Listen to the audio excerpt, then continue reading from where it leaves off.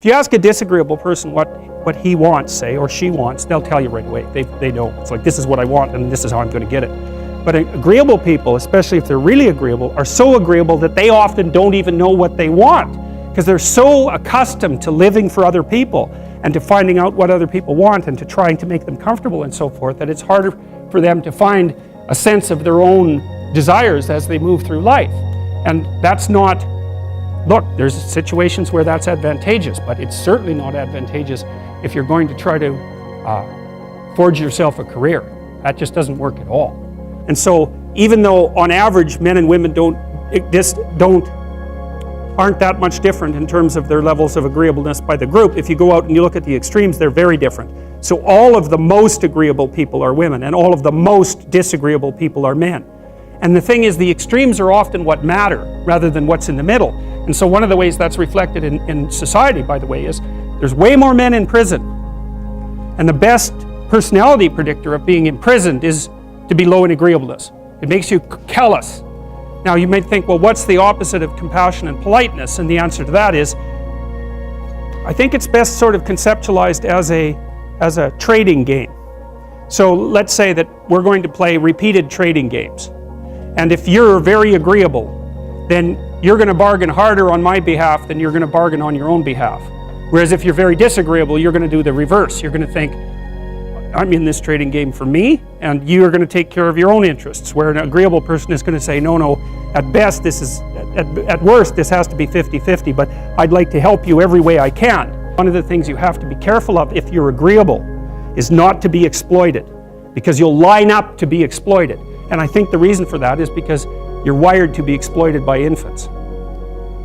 And so that just doesn't work so well in that actual world. And one of the things that happens very often in psychotherapy, people come to psychotherapy for multiple reasons, but one of them is they often come because they're too agreeable. And so what they get is so-called assertiveness training, although it's not exactly assertiveness that's being trained. What it is the ability to learn how to negotiate on your own behalf. And one of the things I tell agreeable people, especially if they're conscientious, is say what you think. Tell the truth about what you think. There's going to be things you think that you think are nasty and harsh, and they probably are nasty and harsh, but they're also probably true. And you need to bring those up to the forefront and deliver the message. And it's not straightforward at all, because agreeable people do not like conflict. Not at all. They smooth the water. And you can see why that is in accordance with the hypothesis that I've been putting forward. You don't want conflict around infants. It's too damn dangerous. You don't want fights to break out. You don't want anything to disturb the relative peace. And if you're also more prone to being hurt physically and perhaps emotionally, you also may be loath to engage in the kind of high intensity conflict that will solve problems in the short term, because it takes a lot of conflict to solve problems in the short term. And if that can spiral up to where it's dangerous, which it can if it gets uncontrolled, it might be safer in the short term to keep the waters smooth and to not delve into those situations where conflict emerges. The problem with that is it's not a very good medium to long-term strategy, right? Because lots of times there are things you have to talk about because they're not going to go away. And the advantage to having a well-socialized disagreeable person is that they really don't let much get in their way. So if you can get a kid who's disagreeable socialized, that person can be quite the creature, because they're very forward-moving in their nature and very difficult to stop. But if you don't get them successfully domesticated, tamed, roughly speaking, by the time they're 4, their peers reject them. And that's a big problem, because your job as a parent is to make your child socially desirable by the age of 4.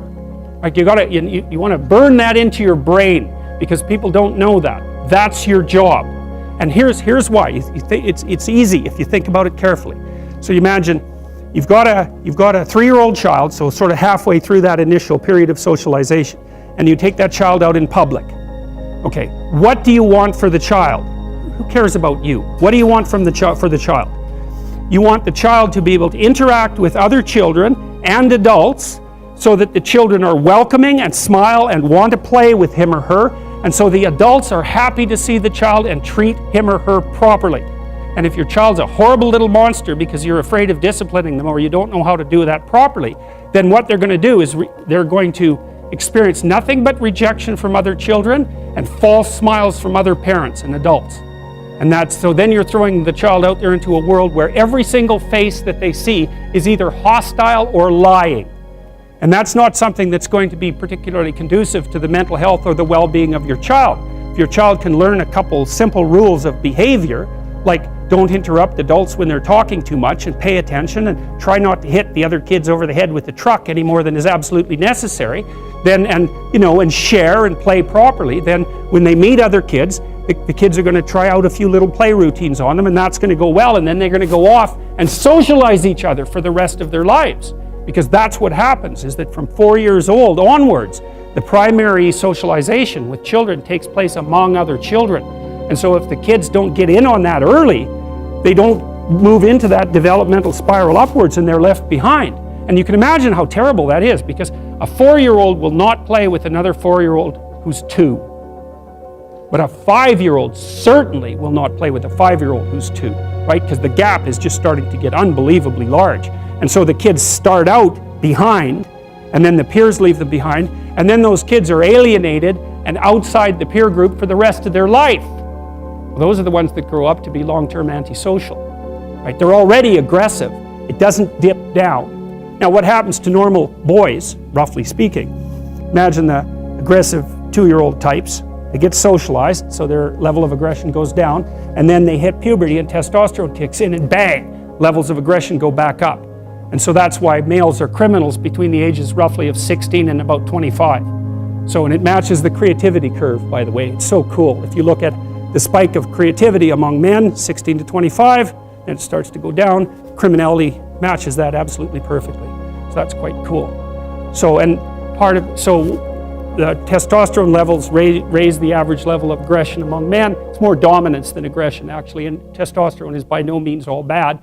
And then it starts to decrease at about age 25 or 26, which is usually when men stop staying up late at night, stop drinking as much, develop a full-time career, and take on the burdens and responsibilities and opportunities that are associated with a long-term partner and family. And so, well, so that's the development of what I would call predatory aggression, because I also think that the agreeableness distribution is probably something like predatory aggression versus maternal sympathy. It's something like that.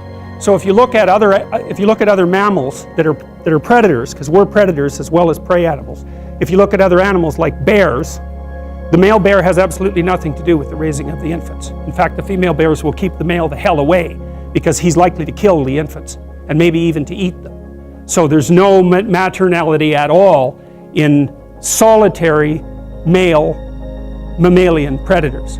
It's really useful to investigate the viewpoints of people who have opposing views to yours, because they'll tell you things. Not only will they tell you things you don't know, they'll also tell you how to see the world in ways that you don't see it. And they'll also have skills that you don't have, that you could develop. So for example, if you're an introverted person, it's very useful to watch an extroverted person, because the extroverted person has ways of being in the social world that aren't natural to you, that you can use to improve your toolkit. And if you're disagreeable, one of the best things to do with disagreeable people, especially if that's alienating them from other people, for example, because it can, people treat you like you're a selfish, arrogant son of a, maybe that's because you are. It's like, okay, so what do you do about that? One of the most promising treatments, let's say, for that is get the person to do something for someone else once a day, just as a practice, and learn how to do it. Maybe you can wake the circuit up, if you think that it's lying dormant in you, which is probably right.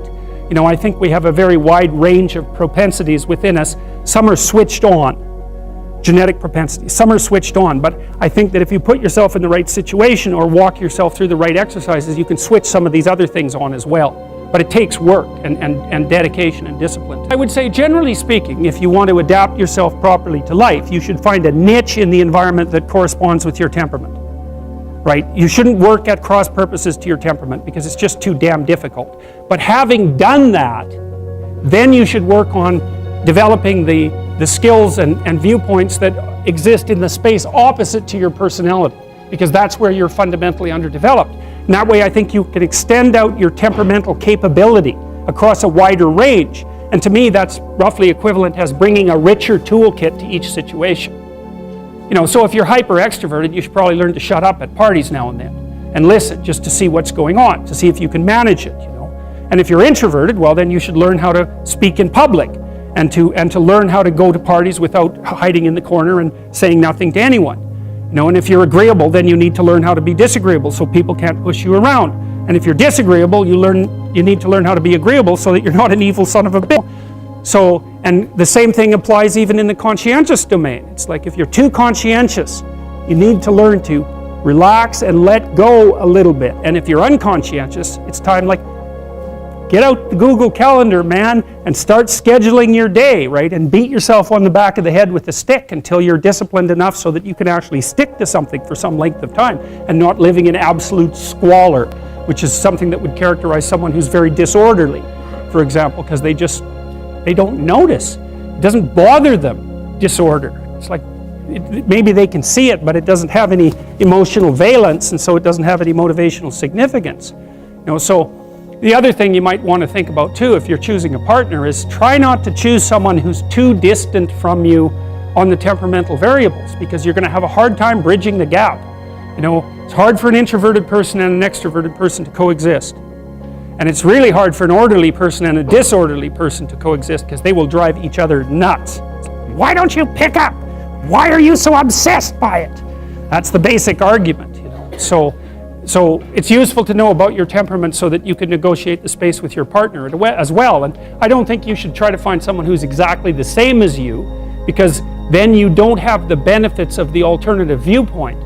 But you got to watch it, because you may hit irreconcilable differences of various sorts. And I've seen that most particularly among couples who are high and low in openness. That's a rough one. And also high and low in conscientiousness. That's another rough one, because they just cannot see how the other person sees the world at all.